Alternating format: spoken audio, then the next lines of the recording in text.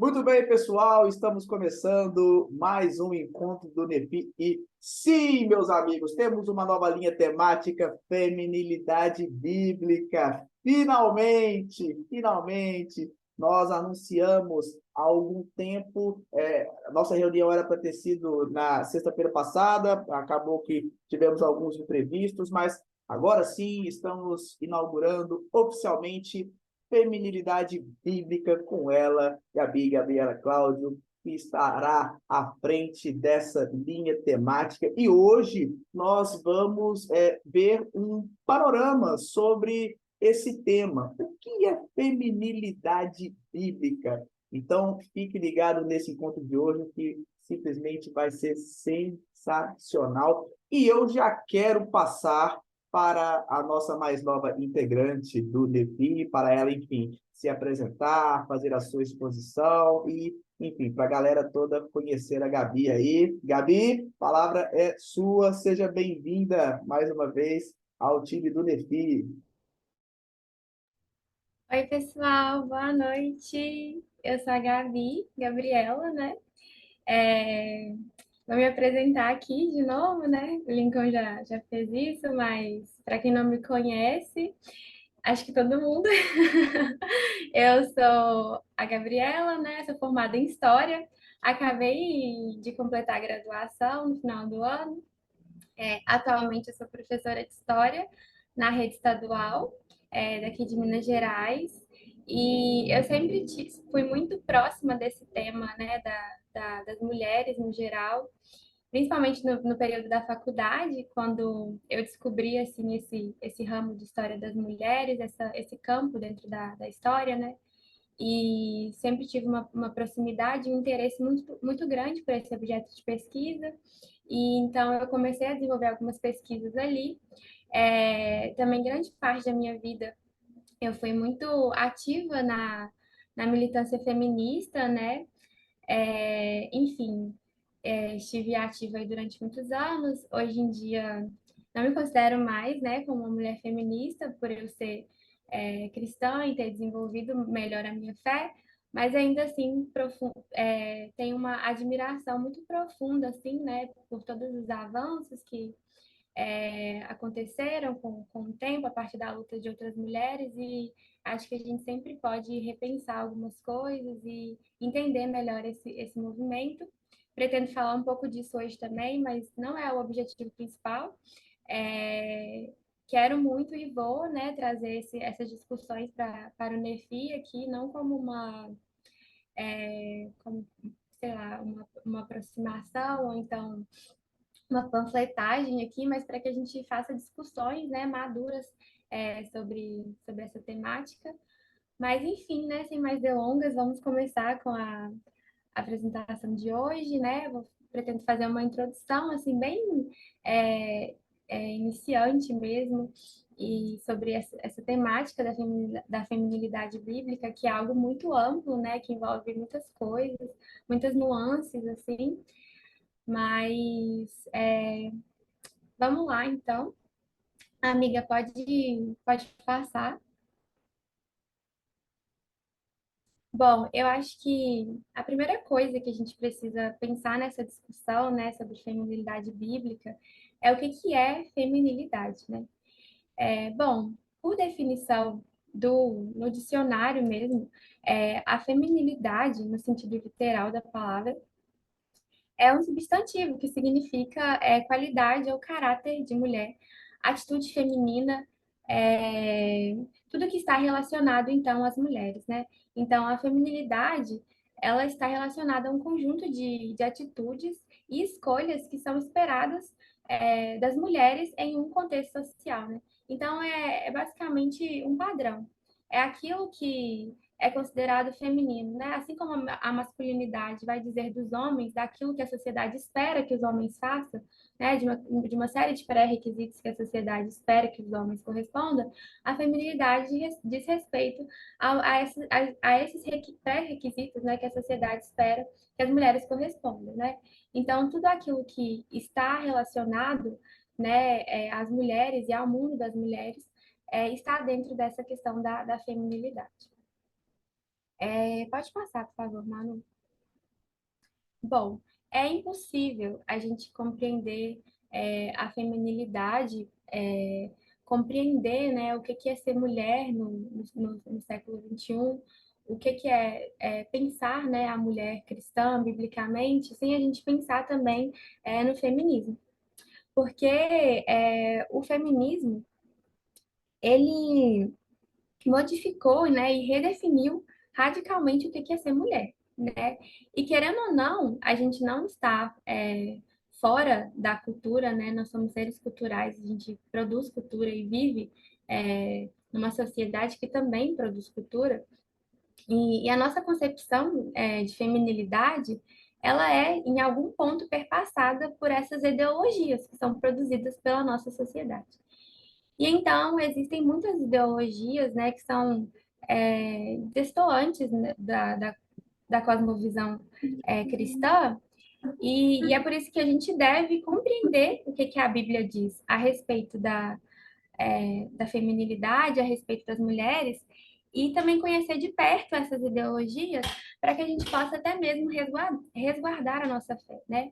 E não ser seduzida tão facilmente, né, por essas ideologias, mas é inegável pensar como que negar, na verdade, né, como que o feminismo ele teve esse papel na redefinição do que é ser mulher. Bom, é, e é impossível também a gente falar de feminismo e não falar de Simone de Beauvoir, né? Porque a Simone de Beauvoir, ela vai introduzir a categoria de gênero nas discussões, né, a respeito das mulheres e dos homens também, né? Porque, assim, não tem como você falar de mulher sem falar de homem, né? Tipo assim, você pensar essas relações isoladas, assim, porque homens e mulheres estão em constante interação na sociedade, né? Então, à medida que você define o que é ser mulher, você também define o que é ser homem, porque é um conjunto de coisas que que não são, né? Não tem relação com o que é ser mulher, tecnicamente vão estar envolvidas com essa questão do que é ser homem, né? Então, a gente pensa feminilidade e masculinidade como uma relação de complementariedade, né? Assim, então, a gente pensa essas duas instâncias unidas. E mesmo quando a gente está falando especificamente de um, o outro ali está subentendido dentro dessas discussões. Bom, mas voltando aqui, a Simone de Beauvoir, ela vai introduzir a categoria de gênero, né, dentro das discussões, e ela vai revolucionar a compreensão acerca do feminino, né, a partir da divisão entre gênero e sexo. Amiga, pode passar, por favor? Bom, esse artigo que eu usei aqui nessa definição, né, da categoria de gênero, é um artigo muito bom, assim, que eu recomendo para todo mundo que quer conhecer, assim, o que é gênero, né, o que é o patriarcado, conhecer esses conceitos de maneira simples, né, porque são discussões muito densas e muito profundas, assim, é, que assim, a gente fica a vida toda estudando e se atualizando, né, porque é, esses conceitos vão se atualizando, mas esse artigo ele é muito simples. No final tem as referências bibliográficas, você consegue achar muito fácil e ele é muito pequenininho e ele reúne ali os principais pontos ali que você precisa entender dentro dessa discussão. Mas então eu trouxe uma citação que vai dizer que antes da descoberta ou invenção da categoria de gênero, acreditava-se que as mulheres nasciam mulheres e que os homens nasciam homens. E ponto final. Não tinha mais o que argumentar ou discutir, era isso. Então, cada qual tinha características físicas e psicológicas que eram determinadas por caracteres genéticos, né? Então, tudo ligado à biologia ali do ser, né? Então, a descoberta da categoria de gênero vai permitir compreender que a sociedade, que é a sociedade que institui cada uma, a seu modo, diferentes identidades e papéis de gêneros, com conteúdo arbitrários e variáveis historicamente. Ou seja, não existe uma identidade de gênero natural, todas são sociais e históricas. E o que essa divisão, então, entre gênero e sexo vai trazer para os estudos acerca das mulheres? Ela vai definir o sexo, né, como algo que é biológico. Então, o sexo diz respeito à condição genética do ser, né? E já o gênero, ele vai dizer respeito dos papéis que cada um vai desenvolver dentro da sociedade. E esses papéis de gênero, eles vão estar atrelados é, a uma série de outras coisas que envolvem a sociedade, que envolvem a definição, né, do que pertence ao mundo dos homens e do que pertence ao mundo das mulheres. E isso não é mais só determinado pelo fator biológico, né, pelo fator genético. Agora é também determinado socialmente e historicamente. E por que historicamente? Porque dentro dessa compreensão do que é o gênero, a gente percebe que ser mulher, por exemplo, no século XIX é muito diferente do que é ser mulher no século XXI, né? É, por exemplo, ser mulher na década de 50 é muito diferente do que é ser mulher em 2021, né? Porque na década de 50 era quase que impensável uma mulher, por exemplo, trabalhar fora de casa. Então ela precisava dar conta ali de uma série de estereótipos que são muito diferentes da série de estereótipos que nós precisamos dar conta em 2021. Porque hoje, em 2021, as mulheres trabalham fora de casa. Hoje é normal, não causa espanto em ninguém uma mulher ter uma carreira profissional, né? Não causa espanto em ninguém uma mulher hoje dizer que não pretende se casar, não pretende ter filhos, enquanto na década de 50 era exatamente isso que determinava, né, a sua condição enquanto mulher. Se você é mulher, você tem que casar e você tem que ter filhos. Então, vocês percebem que há uma historicidade nesse conceito, né? Então, ele vai se adaptando com o tempo, ele sofre mudança. Bom, então a gente vai ter essa separação entre sexo e gênero, que vai mudar, né, radicalmente aí a percepção do que é ser mulher dentro do pensamento, né, da nossa sociedade. Pode passar, por favor. Bom, então até então a gente tem um panorama onde só um minutinho. Onde acreditava-se, né, que as características físicas e psicológicas dos seres eram determinadas geneticamente de acordo com seu sexo biológico. Então, meninos e meninas teriam uma predisposição para determinadas atividades, né?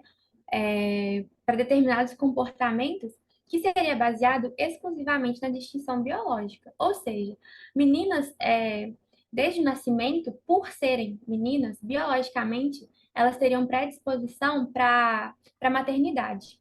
Então, esse sentimento da maternidade, né, esse instinto maternal de criação, de devoção a um outro ser que é gerado dentro de você, ele seria biológico, simplesmente porque a gente, só para deixar claro aqui, eu estou falando isso na perspectiva dos estudos sobre gênero e sexualidade, tá? Então, eu estou só apresentando para vocês o que essas discussões dizem a respeito de sexo e gênero. É, então, as meninas teriam essa predisposição biológica pela maternidade. E da mesma forma, os meninos, né, teriam assim esse instinto de liderança, né, de proteção, e isso seria determinado pelas condições físicas dele, pelas condições biológicas dele. Só que com a inclusão da categoria de gênero, né, pela Simone de Beauvoir, a compreensão acerca do feminino, né, e também do masculino, vai ser alterada drasticamente, né, porque agora o sexo, né, vai ser entendido apenas como a natureza biológica dos seres. Então, o sexo é puramente ali é, uma determinação cromossômica, né, do que esse bebê vai ser, né. Então, enfim, vai ser restrito aí essa questão biológica. E o gênero vai passar, então, a compreender as identidades, né, e os papéis sociais que cada ser vai desempenhar na sociedade. Ou seja, biologicamente, nasceu como uma menina. E agora ela vai se tornar uma menina. Então, ela nasce ali com um sexo determinado, mas essa apropriação, né, do que é ser mulher, ela vai desenvolver ao longo do tempo. Tanto que tem uma frase, né, da Simone de Beauvoir que é muito célebre, muito famosa e que dá para a gente compreender muito bem esse pensamento dela, quando ela diz que não se nasce mulher, torna-se, né? Então você nasce ali com um sexo determinado, mas você vai se tornar mulher, você vai se apropriar dessa identidade, desse papel social a partir das suas vivências, né? E a partir da forma como a sociedade vai te moldando, a partir da maneira como você vai absorvendo para você mesmo e vai internalizando dentro de você esses pré-requisitos que a sociedade espera que você cumpra, né? Como a maternidade, por exemplo, né? Então, eu dei o exemplo da maternidade anteriormente, né? Que seria ali um instinto biológico, a Simone de Beauvoir vai dizer que, na verdade, é um condicionamento da mulher à maternidade. Então, ela não nasce com esse instinto maternal, biológico de proteção. Ela vai desenvolvendo esse instinto porque é isso que a sociedade espera que ela desenvolva. A sociedade molda a mulher para ser mãe. E é isso que ela quer dizer, essa distinção que ela pretende fazer com a categoria do gênero, né? Então, a Simone de Beauvoir vai trazer para as discussões, né? Que meninos e meninas não têm predisposição inata para determinada atividade e ou comportamentos, né, baseados na distinção biológica, e sim o que a sociedade vai estabelecer como comum a cada um deles. Então, dessa forma, ser homem, né, ou ser mulher, não é um dado natural, mas é algo performático e social ao longo da história. Que cada cultura, né, vai criar esses padrões de ação e de comportamento de determinado gênero. É uma discussão, gente, assim, muito densa, né? Falar sobre gênero é uma coisa, assim, que pelo menos me instiga muito. Eu sempre fico mais curiosa, porque parece que quanto mais você estuda, menos você sabe. E me deixa muito curiosa essas discussões, mas eu entendo também que é algo muito denso e que às vezes é complexo da gente falar, né? Porque e também das pessoas compreenderem, né? E é por isso que eu sempre indico leituras, porque eu acho que é muito bom a gente ouvir outra pessoa falando, mas nada acho que supre você ler um texto e fazer anotações e tirar ali suas conclusões. Mas o que eu quero e espero que vocês entendam é que essa distinção entre sexo e gênero vai trazer é, vai trazer outros critérios, né, para jogada na determinação do que é ser homem e o que é ser mulher. Porque a partir do momento em que o seu sexo ele torna-se eu esqueci a palavra, mas ele torna-se como se ele não fosse tão necessário assim para definir a sua condição enquanto homem, enquanto mulher, isso abre margem para várias coisas, né?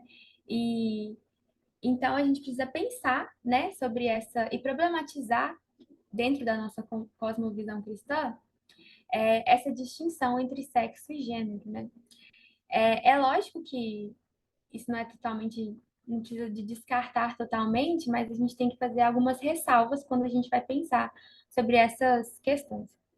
Mas, enfim, então, a parte dessa distinção, né? É, então, ser mulher torna-se algo social, torna-se algo histórico, né? Que vai mudar conforme o tempo, né? Então, ser mulher no século XIX não é a mesma coisa que ser mulher no século XX, nem a mesma coisa de ser mulher no século XXI. Ser mulher na década de 50, que está mais próximo da gente, não é igual a ser mulher em 2022, né? E porque esse conceito ele vai se adaptando ao tempo, né? Nós também somos filhos do nosso próprio tempo, então a gente precisa ir se adaptando, a gente vai fazendo essas adaptações. Então é basicamente essa ideia assim dessa separação entre sexo e gênero.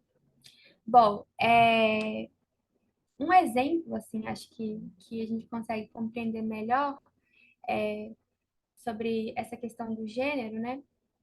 E de como que cada cultura vai criar esses padrões de ação e de comportamento para cada gênero, é a nossa sociedade ocidental, que é influenciada pelo cristianismo, né? E então é normal atribuir à mulher, mesmo que assim, peraí que o Lincoln falou alguma coisa. Ah, deixa eu abrir aqui. O gênero seria, então, um papel atribuído socialmente, ao invés de ser algo inerente à natureza biológica do indivíduo. É isso mesmo, Lincoln. Essa distinção entre gênero e sexo vai dizer que o sexo, ele é biológico, então você nasceu ali, né, com alguma característica física. Mas isso não é determinante para estabelecer o seu gênero, porque o gênero, ele é social, entendeu? A pessoa vai adquirir isso através das experiências que ela vai ter com a cultura e com a sociedade, né? Então, o gênero vai ser um papel atribuído pela sociedade ao indivíduo e não mais algo determinado biologicamente. É claro que a gente também não pode ser tão ingênuo de pensar que se o indivíduo nasce com o sexo biológico ali determinado, é claro que a sociedade vai atribuir a esse indivíduo é, papéis de gênero, né, e identidades que dizem respeito ao sexo biológico dele. Mas isso é um processo de apropriação, né? Então, o indivíduo vai se apropriar daquelas atitudes, daquelas características que vão sendo impostas a ele, né? Então, há sim uma relação entre sexo e gênero, né? Por exemplo, nasceu isso, Manu, sexo que ela é e gênero que ela representa. Por exemplo, nasce uma menina, a sociedade não vai atribuir a essa menina papéis de gênero masculino. A sociedade espera que ela corresponda aos papéis de gênero feminino, né? Então, gênero é são esses papéis que vão sendo atribuídos, né?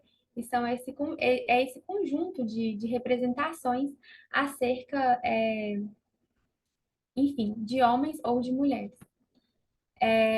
Bom, então na nossa sociedade ocidental, que é influenciada pelo cristianismo, né? É normal atribuir às mulheres, mesmo que inconscientemente algumas pessoas fazem essa aproximação sem notar que é uma influência, né, da religião, do cristianismo, os cuidados com a casa, por exemplo, né, com a criação dos filhos, enquanto o homem tem uma figura mais de provedor, de liderança dentro dos ambientes. Essa imagem, né, essa separação muito definida, assim, e que ainda paira no imaginário da sociedade, é uma influência, né, da cosmovisão cristã, embora algumas pessoas é, não saibam disso, assim, conscientemente, né, é uma influência, mas elas adotem esse tipo de divisão. Bom, então deu para entender, né, que o gênero, então, eles são essa questão mais performática, da performance, do que é ser uma mulher, né? E enquanto o sexo, ele está determinado ali biologicamente. Bom, essa distinção, né, entre sexo e gênero vai ser incorporada pela segunda onda do movimento feminista, da década de 1960, que vai ser acompanhada pela Revolução Sexual, que é da década de 1960, né? Bom, a Revolução Sexual, que aconteceu na década de 60, vai romper com o conservadorismo social e sexual da década anterior, né, que é, no caso, a década de 50. Na década de 50, a gente tinha papéis de gênero muito bem estabelecidos, né? Era toda essa ideia que pairava, né, da mulher enquanto dona de casa e cuidadora dos filhos, e o marido enquanto provedor, que ia trabalhar fora e depois retornava para o lar. A, a, a década de 60, né, a juventude da década de 60 vem para romper bruscamente com, com, esse, com essa realidade da década de 50, né? E isso vai se dar principalmente pela introdução, né, da pílula anticoncepcional, porque, porque aí os jovens, né, vão passar a reivindicar uma maior liberdade sexual, essa ideia das relações sexuais como forma de reprodução, né, reservada somente ao casamento, vai ser rompida nesse momento, né? Porque a pílula anticoncepcional, os métodos contraceptivos trazem uma maior liberdade, você pode se relacionar sexualmente sem criar ali uma responsabilidade, né, com aquela pessoa eterna que seria um filho, né? Então, tudo isso vai trazer mais, assim, liberdade sexual, né, para os jovens. O corpo nu feminino vai passar a ser visto com mais frequência, né, em espaços públicos, né, e isso vai começar a ser normalizado, né, a partir disso. E, além disso, também ele vai passar a ser explorado, né, pelas próprias mulheres como uma ferramenta para a emancipação. Então, o corpo ele se torna a principal arma ali na luta pela emancipação feminina, pela liberdade feminina, né? Então, é uma ideia de que o, a nudez, né, e essa liberdade sexual é o que vai libertar as mulheres do patriarcado, né? As discussões acerca do patriarcado eu queria trazer aqui, mas eu acho que a gente acaba fazendo uma discussão muito densa. Então, esse é um das minhas propostas para os próximos encontros, né? A gente discutir acerca desse conceito que também é muito rico e muito importante para a discussão do gênero e para a discussão das mulheres, né?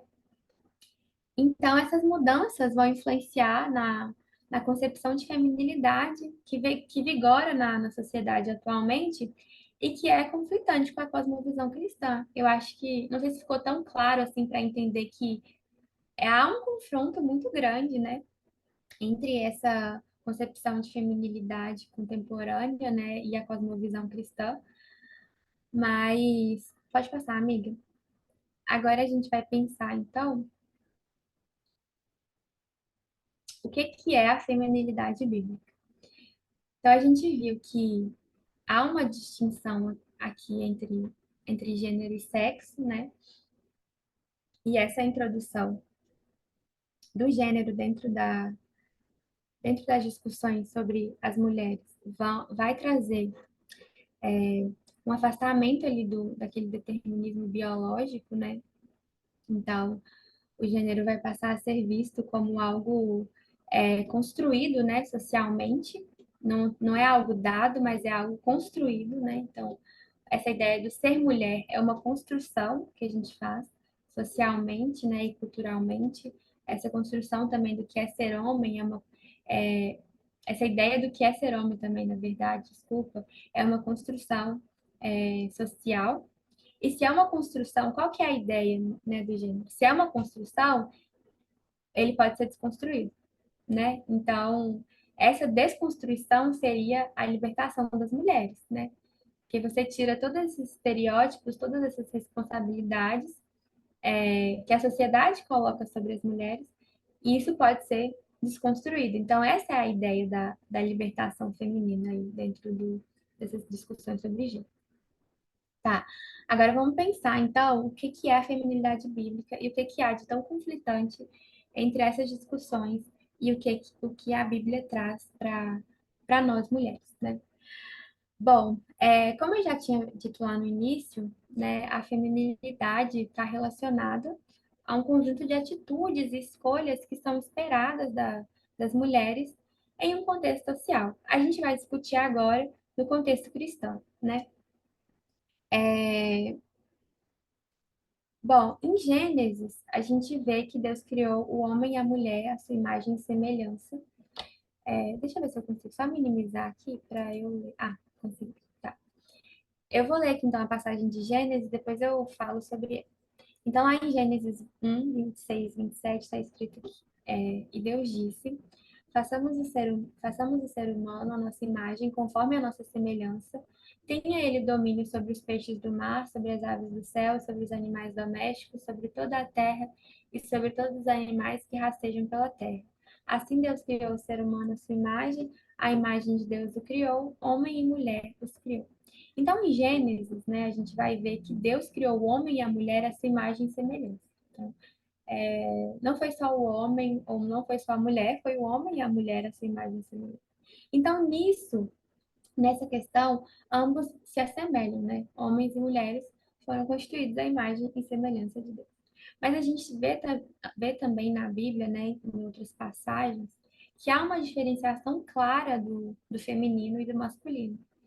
E essa diferenciação que os torna diferentes entre si, né, e diante de Deus. É essa diferenciação que ele faz e que ele atribui, né, que Deus atribui, que nos diferencia. Dessa forma, a gente vê que existem atribuições que são específicas a cada um de acordo com a sua natureza, masculina ou feminina. Então, essas atribuições que vão diferenciar, né, quais serão os papéis exercidos por homens e por mulheres, e essa diferenciação faz parte, né, da ordem que foi estabelecida por Deus. Só que não deve haver menosprezo, né, pelas funções que são desempenhadas pelas mulheres, porque muitas vezes há essa sensação de menosprezo, há essa sensação de, poxa, né, eu me sinto menor, eu me sinto inferiorizada, e enfim. Mas não deve haver essa sensação, porque Deus valoriza de igual maneira as funções que são desempenhadas por homens e por mulheres. Eu acho assim que todas as mulheres que vêm de um contexto como eu, de uma militância feminista, né? Quando chega na igreja, a gente se sente muito perdido. E é uma realidade muito confrontante, porque você precisa abrir mão de um conjunto ali de ideias que você já formou na sua cabeça, né? E, e essa ideia da cosmovisão cristã, às vezes é muito confrontante para. Às vezes não, é muito confrontante com as ideias do feminismo, né? Tem uma passagem aqui de um livro, deixa eu ver se eu consigo só ligar a câmera para mostrar o livro. Deixa eu ver se vai ligar. Ah, ligou. Esse livro aqui, ó, Feminilidade Radical. É, é da Caroline McCulley. Eu acho que é assim que pronuncia. Esse livro é muito, muito bom. Sério, eu indico muito. Tem uma passagem aqui do livro dela que eu me identifiquei demais quando eu li. A Caroline, ela tem uma trajetória, assim, tinha, né, uma trajetória de luta feminista, né, de ativismo feminista. E aí ela entra para a igreja, depois de uma conversão, assim, muito bonita. E E ela se sente muito perdida também, né? Assim, dentro dentro da igreja, porque ela é muito confrontante à realidade, né? Então, ela tem uma passagem, eu vou ler aqui rapidinho, que ela fala. Então, lá estava eu, perdida na terra das moças de igreja, mulheres usando estampas de flores e longas saias, segurando um bebê em cada lado do quadril e parecendo ser felizes donas de casa. Tenho certeza que eu tinha a expressão de espanto de um turista num zoológico. Tenho certeza de que elas também estavam espantadas, pois eu era claramente uma novata. Eu era uma mulher impertinente, solteira e profissional, muito mais familiarizada com a última edição da revista Cosmopolita e com o cenário da música alternativa do que com a Bíblia ou qualquer dos hinos e corinhos de louvor. E aí, nesse livro, ela desenvolve, né, o pensamento dela e ela disse que no início ela sentia pena dessas mulheres, né? Tipo, nossa, coitadas. E era um sentimento assim de que essas mulheres não eram plenamente felizes exercendo, né, esses papéis que foram pré-estabelecidos por Deus para que elas exercessem. Mas que com o tempo ela passou a perceber que essas mulheres eram genuinamente felizes fazendo o que elas faziam e que elas faziam tudo isso com amor e que ela vai percebendo que era possível também ser feliz e estar contentada assim dentro dessa vida. E, enfim, gente, esse livro é muito bom e relata assim, é um relato muito íntimo que ela faz e muito bonito também. E ela vai usando o exemplo de outras mulheres. E porque eu acho que é um pouco isso, né? Quando você isso, feminilidade radical, fé feminina em um mundo feminista. E, enfim, ela vai traçando esses paralelos e é muito interessante, né? Porque é um pouco do que a gente sente quando entra dentro da igreja. Às vezes você se questiona se é possível, né? Você é, sair de um pensamento e mudar para outro que é tão radical. Mas é óbvio que a gente sabe que também também não, é o Espírito Santo que vai direcionando os nossos corações e vai nos deixando contentadas ali com essas pré-determinações e que há beleza nisso, há muita beleza nisso, há felicidade nisso também. E, enfim, só que há um porém. Bom, antes de eu falar desse porém, deixa eu só voltar numa questão aqui que eu esqueci de falar. Então, há esses papéis que são pré-estabelecidos por Deus, né? E que Deus valoriza de igual maneira, né? As funções exercidas por homens e por mulheres, tá? Só que a gente sabe também que a queda, né, o pecado, ele modificou a forma como nós estabelecemos as nossas relações, né? Seja com Deus, seja com o outro, com a natureza e até com a gente mesmo. Então, as relações entre homens e mulheres também foram danificadas. E há um rompimento com essa ordem que foi estabelecida por Deus, no mundo. A gente falou sobre o feminismo, né? Falou um pouco sobre essa perspectiva, e a gente viu como ela pode promover uma certa confusão acerca desses papéis que devem ser exercidos por homens e mulheres dentro da cosmovisão cristã, mas a gente também não pode deixar de falar sobre o machismo, né? Porque o machismo ele também exerce uma função igual ao do feminismo, que é de trazer essa confusão para dentro das igrejas, né? O machismo ele é perceptível dentro de muitos ambientes cristãos. Eu acho engraçado falar de machismo dentro da igreja, porque acho que as pessoas tomaram uma certa birra desse termo. E aí, quando você fala em machismo, as pessoas já ficam inconformadas, né? Tipo, ai, nada a ver. Enfim, incapazes de enxergar, né, ali debaixo do nariz delas o que tem acontecido. Mas, infelizmente, o machismo ele é muito perceptível dentro dos ambientes cristãos, justamente porque o pecado ele danificou essas relações entre homens e mulheres, né? Então, existe no imaginário cristão uma certa padronização acerca da mulher cristã. E é esse, porém, que eu queria trazer, né? Então, há ali uma imaginação sobre como a mulher deve se vestir, como a mulher deve conversar, qual profissão que ela deve assumir, e é um pouco desse relato que eu trouxe, né, da Caroline, porque há essa padronização. E quando você não corresponde com os pré-requisitos ali, você é tida como um peixe fora d'água ali, né? As pessoas até mesmo questionam a sua fé ou a sua devoção. E, e essa padronização, ela é muito penosa para nós mulheres, né? É óbvio que valores são inegociáveis, né? Nós estamos dentro da cosmovisão cristã, precisamos ter clareza e cumprir ali com esses pré-requisitos e, enfim, mas eu falo sobre uma padronização, né? A mulher cristã tem que ser exatamente assim, né? Essa uniformização das mulheres, né? Isso é algo muito, muito sério que, enfim, paira ali dentro desse imaginário cristão. Bom, essa questão do machismo dentro das igrejas é muito penosa para as mulheres também, porque até mesmo a violência, né, e a agressividade masculina são justificados como parte da liderança do homem, né? O que torna ali meio que justificável. Acho que aceitável não, mas justificável a violência e a agressão. Faz com que muitas mulheres não denunciem, né? Porque, enfim, espera que as mulheres continuem ali insistindo, né, numa conversão de seus maridos e enquanto elas estão sofrendo violência, muitas vezes são desencorajadas, né, de prestar queixas, de tomar medidas.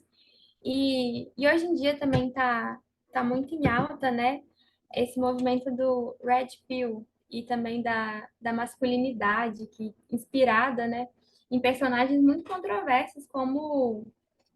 Ai, eu esqueci o nome dele agora, mas é... Ai, o personagem daquela série. É o Thomas Shelby. Isso, Thomas Shelby, obrigada, amiga. O Thomas Shelby tem ganhado espaço, né, entre os homens cristãos. E como isso é penoso, porque são movimentos que pregam a desvalorização das mulheres, né, a objetificação das mulheres, além de uma liderança masculina egoísta que está interessada em promover o próprio bem do sujeito exclusivamente, né? Não é uma liderança que pensa ali é, em exercer o seu papel enquanto homem, né? E acolher, enfim, mas é uma liderança interessada nos próprios valores. Bom, a Bíblia, apesar, né, dessa padronização que se espera, não nos apresenta, na verdade, a história de mulheres que são distintas entre si, né? Que se portavam de maneira diferente uma das outras. Amiga, passa por favor, esqueci de pedir. Então, a Bíblia vai nos apresentar a história de mulheres distintas entre si, que se portavam de maneiras diferentes, né, umas das outras. A gente tem histórias de mulheres que partiram para uma ação prática, história de mulheres que intercederam através das palavras ou através da oração. Então, são mulheres que se portavam de maneiras diferentes e que usavam as armas que elas tinham ali naquele momento para exercer a sua função, né, o seu papel. Então, essas mulheres eram muito diferentes entre si, mas que, dentro das particularidades delas, né, dentro das individualidades delas, foram alcançadas pela graça. E é claro, né, que valores são inegociáveis para nós, né, mulheres cristãs, mas é importante lembrar que há espaço para as nossas diferenças também. E que a nossa identidade, ela é definida a partir do nosso relacionamento com Cristo e ponto final, que vai modificar o que for necessário, né? Então, é a partir do nosso relacionamento com Deus que nós temos a nossa identidade definida e ali ele vai modificando, vai orientando aquelas coisas que precisam ser mudadas. Mas não há um padrão de feminilidade ou um jeito específico de agir, de se vestir. Claro que, por exemplo, nessa questão da vestimenta, né, existe a modéstia, mas existem estilos diferentes entre si que trazem a modéstia da mesma forma. Não precisa necessariamente de, sei lá, de você usar um vestido florido, né, que é um estereótipo muito forte, né?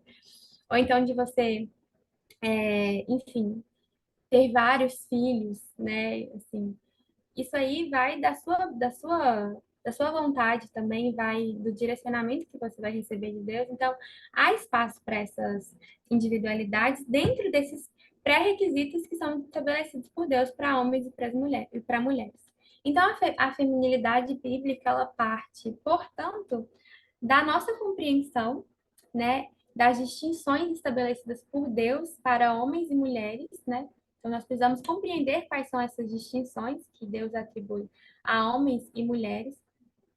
Também as atribuições específicas, né, para cada um, para homens e para as mulheres. Mas lembrando sempre que há espaço para se apropriar dessas determinações de acordo com a sua própria personalidade, né, e de acordo com a sua individualidade.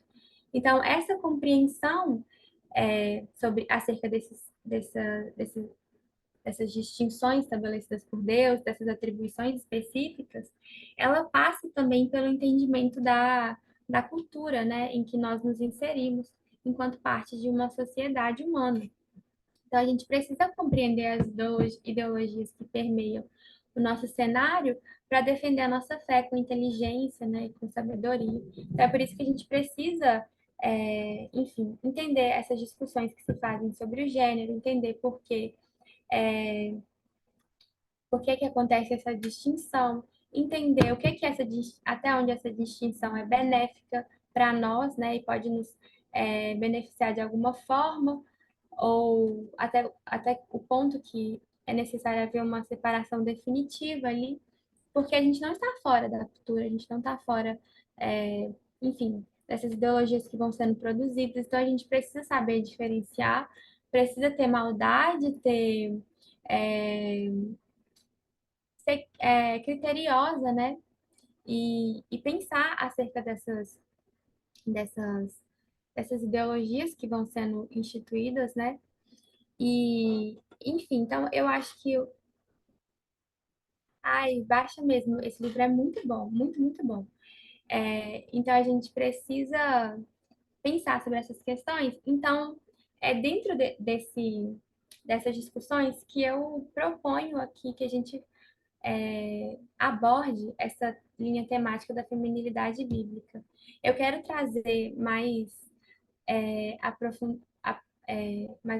eu me perdi aqui que eu fui ler o comentário. A Camila falou que já leu esse livro que em 3 dias que ele é maravilhoso. E ele é realmente maravilhoso, esse livro aqui. É incrível. E eu ganhei esse livro, gente, no Amigo do Livro Dona Fi. Foi uma moça, esqueci o nome dela agora. Mas ela me escreveu um recado muito lindo quando ela me deu esse livro. E, assim, eu amei muito, sério. Nossa, esse livro é maravilhoso e eu indico ele para todo mundo. Mas voltando aqui ao que eu estava falando, então pensando nessas condições, né?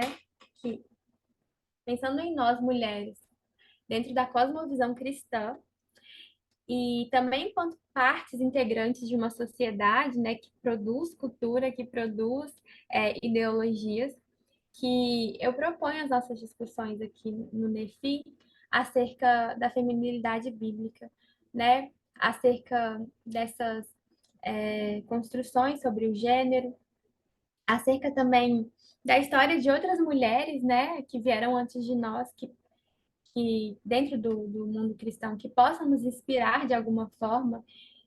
Eu acho isso muito valioso, né? Acho que acho não, as mulheres na história são muito silenciadas, né? Foram muito silenciadas, até mesmo na história do cristianismo, assim, existem muitos poucos livros bons sobre o assunto, né? Existem muito material produzido sobre homens na fé, e é interessante que a gente também estude sobre essas mulheres na fé para que a gente possa a gente possa se apropriar, né, de uma maneira mais próxima de nós, né? Já que nós temos atribuições específicas, vamos nos inspirar também em outras mulheres, né, que vieram antes de nós e que viveram isso, essas atribuições, que viveram a fé delas dentro das condições estabelecidas para elas. Então, cria uma certa proximidade, era essa palavra que eu queria. Proximidade, né? E é muito bom a gente ter proximidade com a história, né, das mulheres na igreja. Estou fazendo um curso da Ruth Salviano agora, muito bom, sobre a história das mulheres na igreja. Esse curso é muito, muito bom. E na primeira aula ela fala justamente sobre isso, né?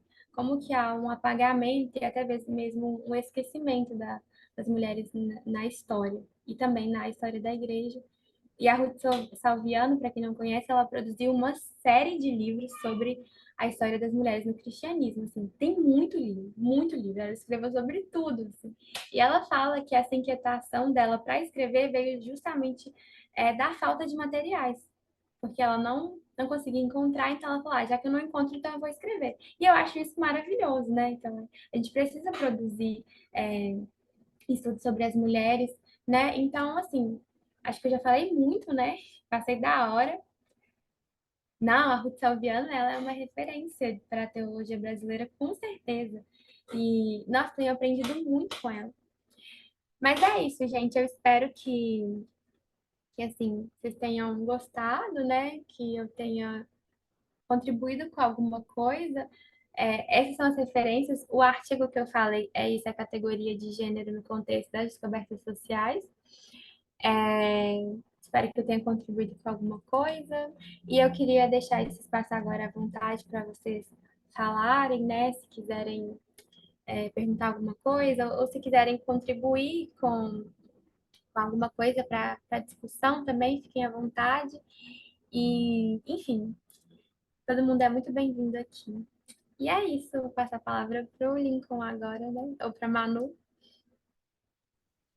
Gente, eu estou aqui emocionada. Que aula maravilhosa, minha amiga maravilhosa, muito competente, muito dedicada.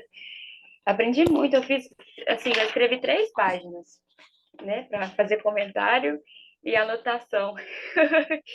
E, gente, enquanto a Gabi estava falando, eu lembrei, porque eu, para quem não sabe, eu fui amiga da Gabi na faculdade, né? E aí a gente virou amiga de verdade depois de lá. Mas eu lembro de um dia, a gente normalmente só fazia trabalho sobre a história das mulheres. E aí, o primeiro trabalho que a gente fez, que era um levantamento bibliográfico, e nosso grupo era composto por 8 meninas, se eu não me engano, no início, ou eram 7, todas meninas. E aí, 8 meninas. E aí eu lembro que a professora, ela chama Carla Ferretti. E aí, na hora que ela viu a gente levantando, ela falou assim: Nossa, um grupo só de meninas? Aí a gente falou: É, um grupo só de meninas. E ela falou assim: realmente, homens nunca se interessam por esse assunto, né? E aquilo que a Carla falou me chamou muita atenção, porque se a gente notar a nossa reunião de hoje, só tem um homem aqui. E isso a gente precisa, né, levar para fora, porque quando a Gabi fala, né, quando a gente define a mulher ou fala sobre papéis da mulher, automaticamente a gente também fala do homem, né? Então é uma discussão importante a nível de igreja, né, a nível congregacional. Então eu queria chamar atenção para isso, elogiar a Gabi, né, que foi muito bom, muito esclarecedor e pensar também sobre isso que ela falou da modéstia, que eu acho que foi o que mais me chamou a atenção, que é sobre a modéstia ser algo amplo, né? Porque é natural a gente pensar, não sei se vocês já acompanharam páginas de modéstia, né? Mas normalmente é uma página que fala sobre decência, se vestir de forma decente, se vestir de forma a não mostrar o corpo, né? Que a mulher precisa cuidar do corpo, o corpo tem o Espírito Santo e tal. Mas normalmente nessas páginas não há um espaço para a mulher ser original. Talvez a Pamela possa até me ajudar nisso. Né? Parece que eles traçam um padrão de que a mulher cristã ela precisa ser daquele jeito. E, na verdade, Deus, né, ele instituiu a imagem, a mulher à imagem dele, mas Deus é um Deus criativo também, né? Eu tenho inúmeras diferenças com a Gabi, assim como temos pontos de convergência. A própria forma da gente se vestir é extremamente diferente, mas, né, isso não diz nada sobre a nossa fé. Então, assim, maravilhoso, sensacional, nota 1000. E aí eu vou deixar aberto para a Gabi ou para alguém que queira comentar.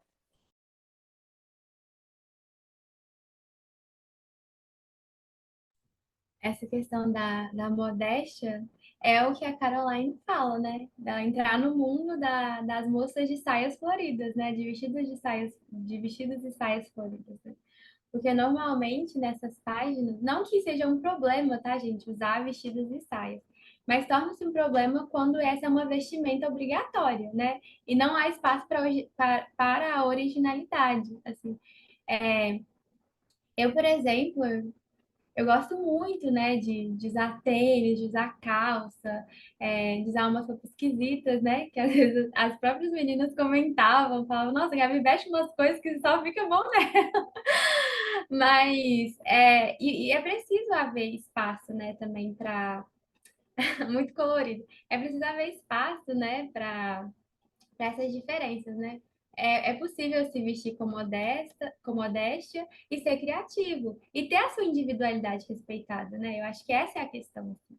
Há espaço também para as nossas individualidades, né? Para a nossa personalidade.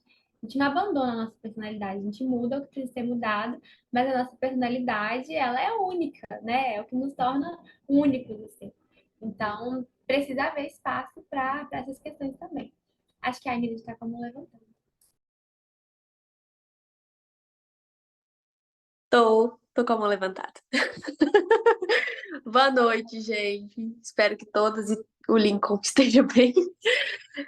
Bom, mas falando um pouquinho sobre esse gancho aí que a Gabi e a Manu estavam falando, só para dar minha humilde opinião como futura nutricionista e dentro da minha área também, eu não vou falar sobre esse padrão de vestimento que muitas vezes até as pessoas de fora da igreja, né, reconhecem mulheres cristãs dessa forma, né? Como esse padrão de vestir. Porém, hoje em dia, isso é algo, inclusive, serve de um alerta mesmo para nós que somos mulheres, que nós mesmas, às vezes, mesmo cristãs ou fora, nos colocamos padrões, inclusive, dentro dos nossos próprios corpos, como saúde mesmo. Existem, assim como existe cada mulher que gosta de roupas diferentes, de coisas diferentes, de hobbies diferentes, existem mulheres que gostam de se cuidar de forma de diferentes tipos, né? Infelizmente, a gente vive sobre um país que tem um padrão de mulher e que as mulheres são extremamente elogiadas lá fora, enfim, que eu não quero nem abordar esse assunto, porque para mim chega a ser ridículo, mas isso afeta muito, pelo menos no meu meio de convívio, assim, de trabalho. Até quem estuda a área sofre com isso. Meninas e mulheres que não respeitam nem o seu próprio tipo de corpo, que não se conhecem, que querem ter um corpo, mas infelizmente não é o corpo que ela quer, fazem coisas que não gostam. Vamos supor, já vi várias meninas que odeiam treinar, mas treinam porque acham que toda menina hoje tem que treinar e que ela tem que ter o corpo daquele jeito, daquela forma. E eu acho isso muito problemático. Então, assim, realmente é só um feeling mesmo que eu tive aqui dentro da minha, entre aspas, área. Mas, para mim, assim, é o que tem me servido de alerta todos os dias, assim. A nossa falta de amor mesmo. Para mim é nossa falta de amor e de olhar de carinho com nós mesmos, né? Como mulheres. É isso.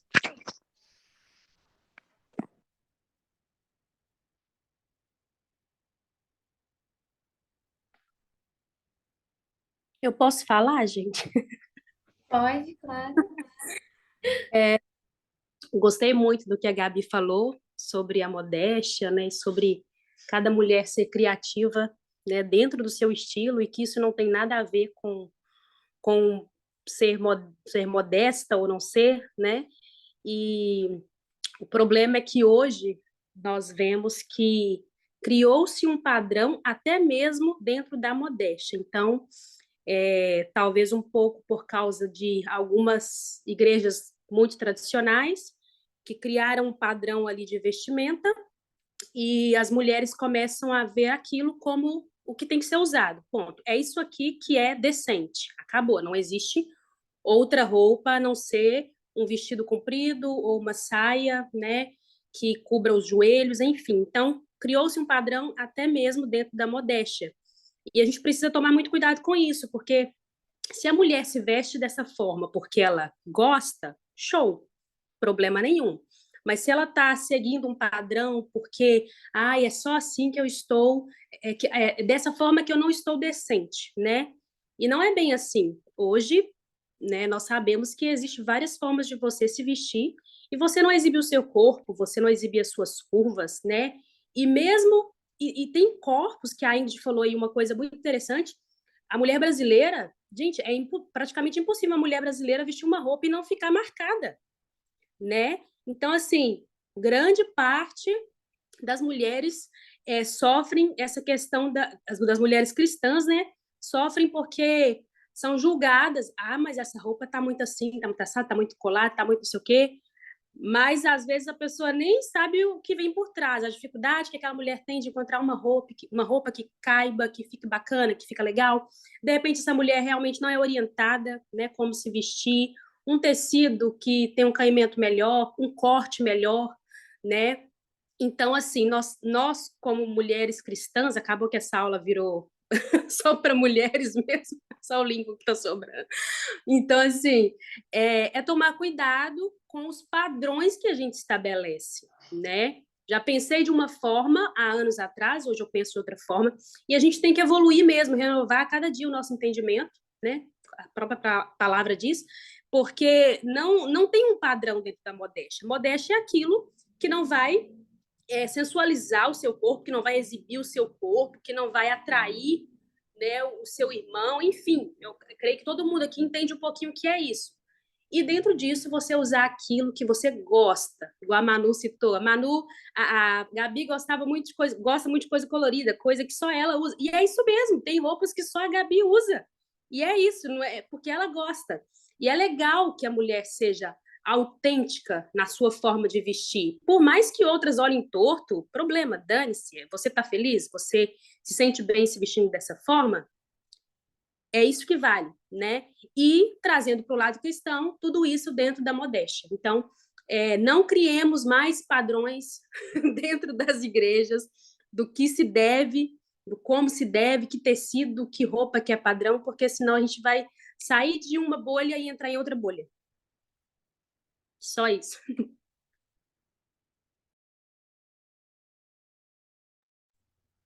A Ana Paula também queria comentar, pode comentar, Ana Paula, e depois a gente comenta tudo, assim. O grande problema hoje que eu vejo, interessante que hoje meu celular encheu de áudio, né? Para quem não sabe, eu dou atendimento psicanalítico, né? Sou psicanalista. Então, assim, hoje eu recebi um áudio de uma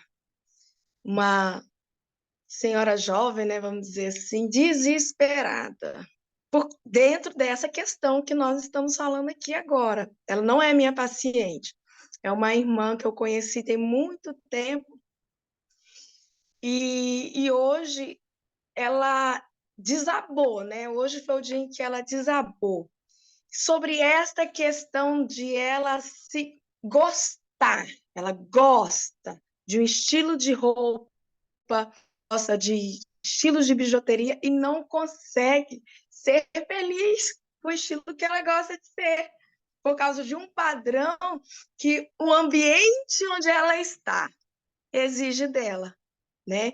Então, assim, e eu acredito que hoje, para a mulher de hoje, para muitas que viveram debaixo desse regime, muitas delas ainda não adquiriram uma identidade pessoal, da sua própria feminilidade.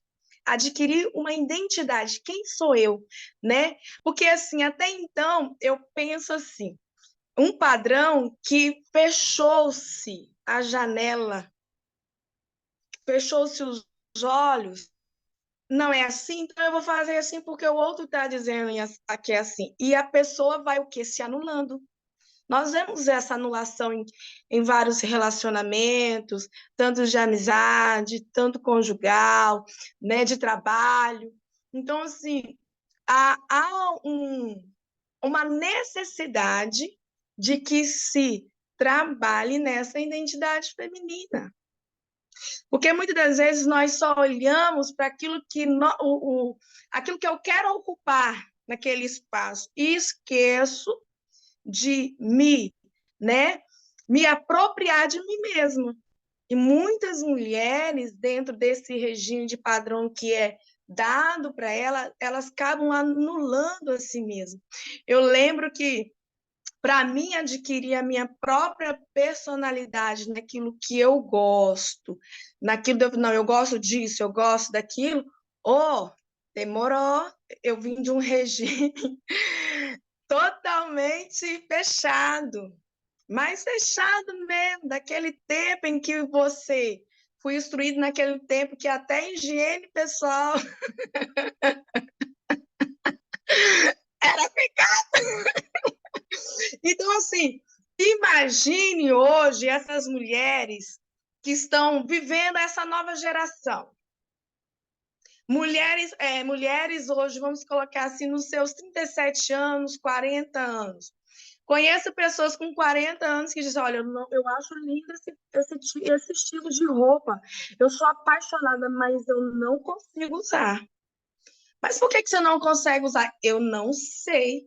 Eu consigo me ver, mas ao mesmo tempo, quando eu me coloco, que eu compro, não, eu gosto disso, isso me atrai, mas quando eu coloco no meu corpo, eu me sinto uma velha, uma santarrona, e aí você vai ver uns montes de adjetivo que as pessoas vão se colocando, porque não é o que ela sente, mas o que a roupa está dizendo, dizendo quem é ela. Né? Então, assim, hoje eu creio assim, que uma geração de mulheres precisam ser trabalhadas, certas gerações, na sua identidade, nessa sua feminilidade. Né? Porque para muitos ser feminina é símbolo de fraqueza também. É símbolo de fraqueza. Então, assim, para mostrar a sua força, para mostrar, né? Então, vai se confundindo. Tudo isso vai virando um embaralhado na mente do ser, né?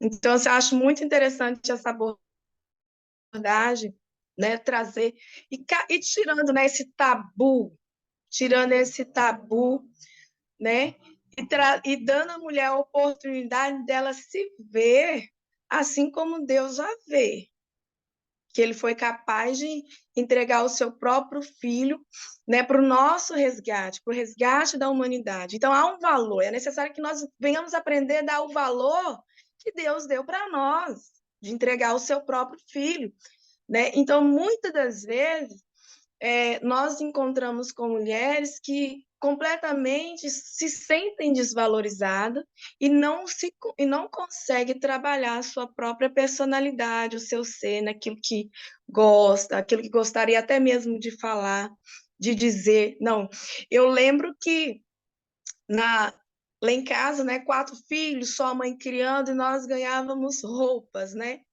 E graças a Deus eu ainda ganho. Algumas eu transformo ao meu estilo e ao meu gosto. Então, assim, tem pessoas que olham assim, nossa, mas em você isso fica bom. Tem outros, não. Mas em mim não fica bom. Então, cada pessoa ela tem sua individualidade. Como vocês disseram, cada ser tem sua individualidade. E nós também precisamos aprender a respeitar essa individualidade do outro, né? É isso que eu queria falar.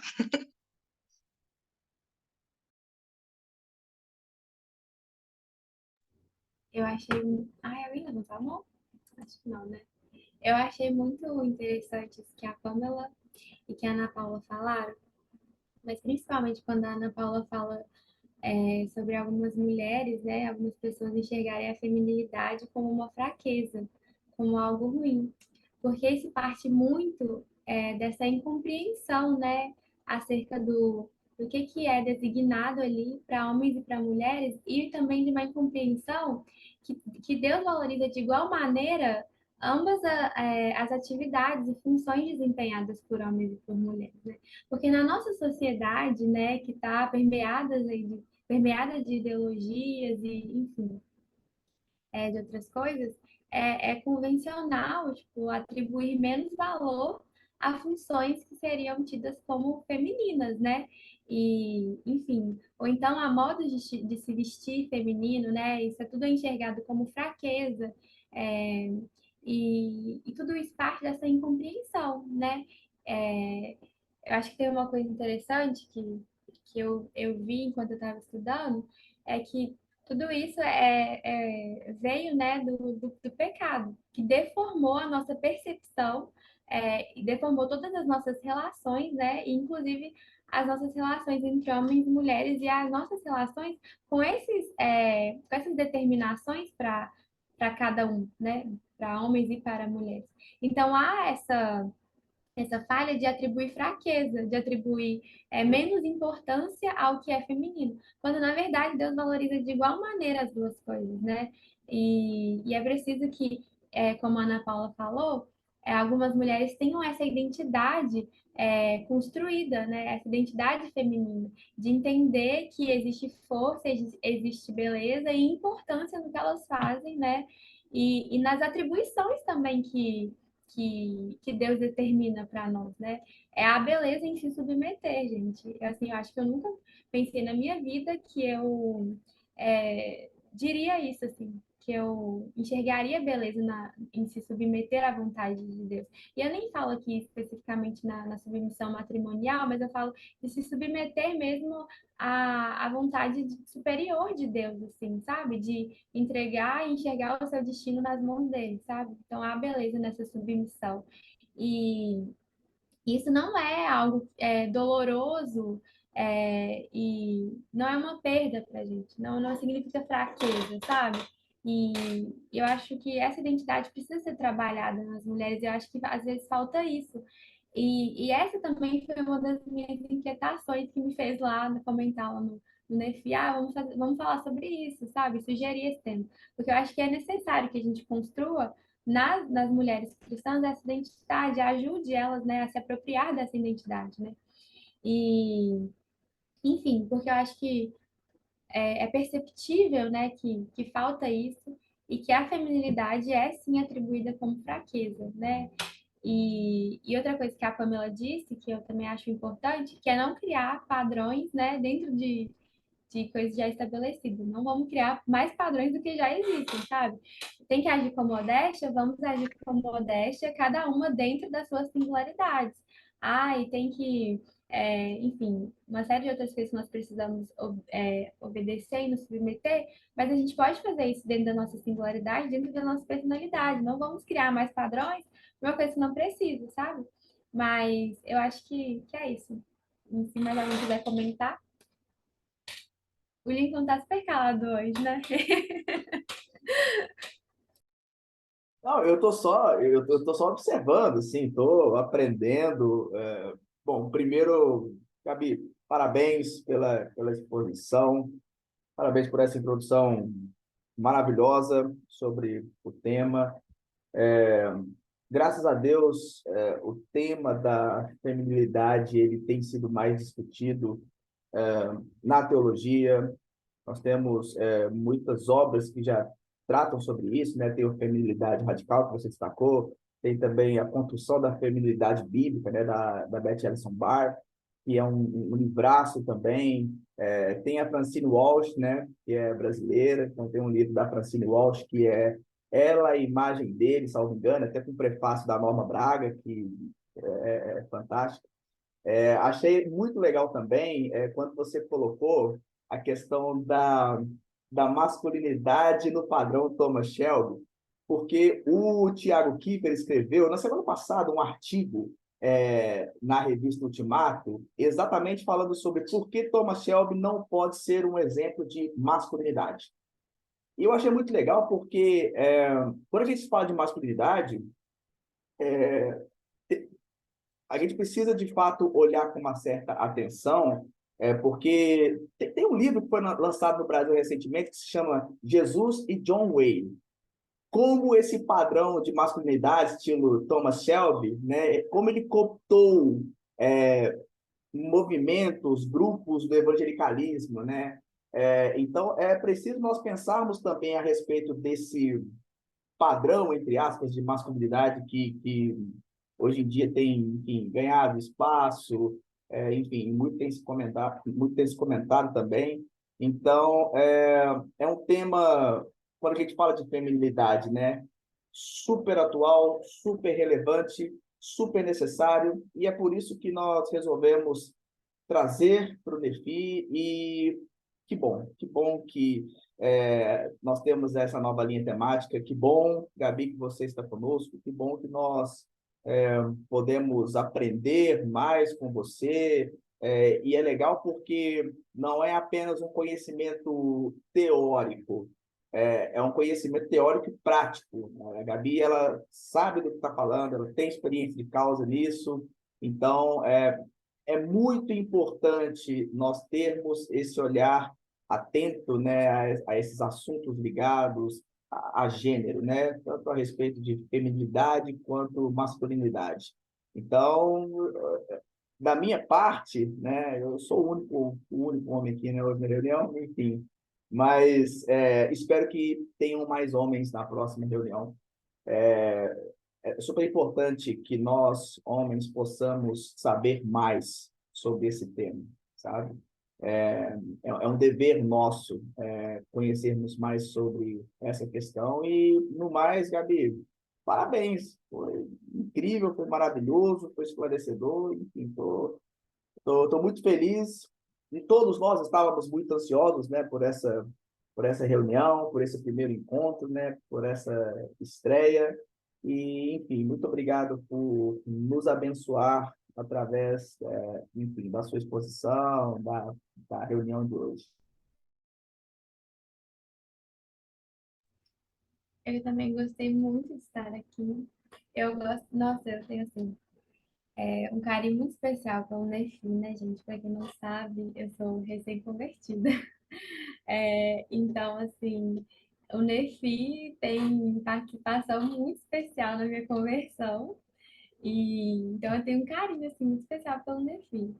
E para mim é um prazer estar aqui, compartilhar algumas coisinhas com vocês.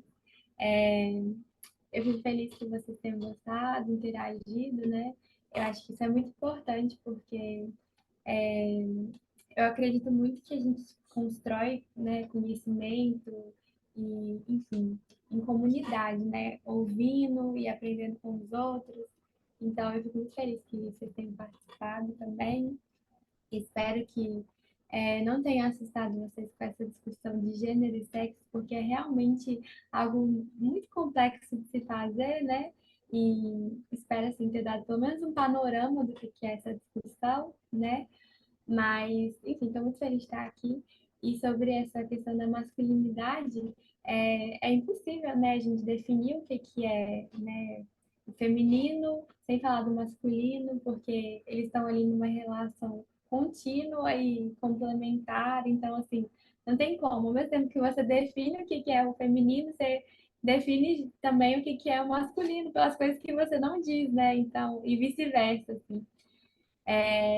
Então, eu também espero, né, que os homens se sintam convidados a participar das nossas discussões, né, porque a gente precisa também falar sobre a masculinidade, né, dentro das igrejas, enfim, dentro da nossa cosmovisão, né, precisa, enfim, criar esse hábito de discutir essas relações e de formar identidades baseadas em Cristo, né. Então, acho que a gente faz isso a partir dessas discussões e do conhecimento também. E é isso, eu falo muito, mas eu estou muito feliz de estar aqui. E, e da minha parte, eu acho que é isso, pessoal.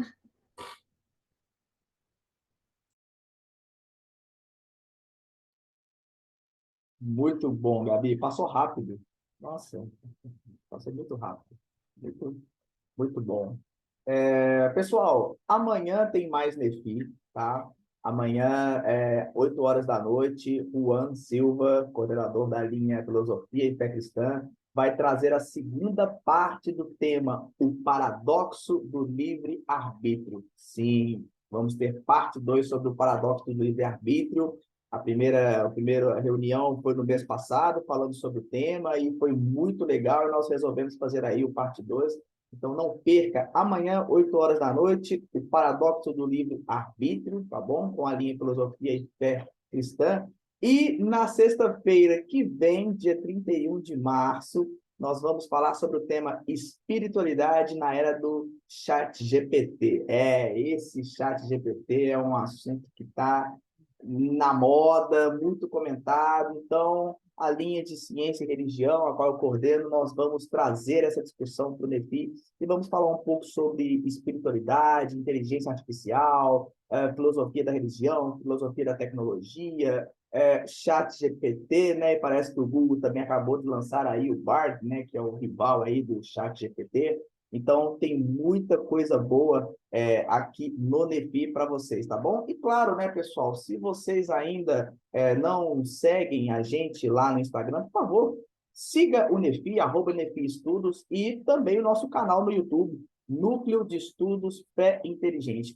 Todas as reuniões que nós promovemos são lançadas lá no nosso canal do YouTube, todas as conferências online que nós promovemos até aqui também, o NEFI Day, pelo menos do ano passado, também está disponível lá. Então, tem muito conteúdo bacana, gratuito, 0800, para todos vocês, tá bom, pessoal? Galera, muito obrigado a cada um de vocês. Deus abençoe e, se Deus quiser, nos vemos amanhã às 8 horas da noite. Beleza, pessoal? Grande abraço para vocês. Tchau, tchau. Fiquem com Deus.